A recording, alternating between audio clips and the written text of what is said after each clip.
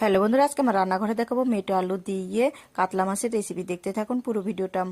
তো মেটে আলুটা কেটে সুন্দর করে ধুয়ে নিয়েছি। এদিকে মাছটা ধুয়ে পরিষ্কার করে নিয়েছি, লবণ হলুদ দিয়ে তেলের মধ্যে ভেজে নামিয়ে ফেলবো। আর ভিডিওটি ভালো লাগলে অবশ্যই সাবস্ক্রাইব, লাইক, কমেন্ট করে পাশে থাকবেন। ওই তেলের মধ্যে আমি দিয়ে দিব জিরে, তেজপাতা, শুকনো লঙ্কা আর একটা টমেটো কুচানো দিয়ে দিচ্ছি। এদিকে পেঁয়াজ কুচানো দিয়ে হালকা একটু নেড়ে চেড়ে নেবো। তারপরে কেটে রাখা মেটে আলুগুলো দিয়ে দেবো। স্বাদ মতো লবণ আর হলুদ দিয়ে নেড়ে চেড়ে নেবো। এদিকে মশলা দিচ্ছি রাঁধুনি জিরে, ধনে, পেঁয়াজ কুচানো আর রসুন কুচানো, শুকনো লঙ্কা, আদা দিয়ে সুন্দর করে মশলাটা করে কষিয়ে নিব। কষানোর পর আমি জল দিয়ে দিব। জল দিয়ে জলটা যখন ফুটে আসবে দেখব আলুটা গলে এসছে কিনা।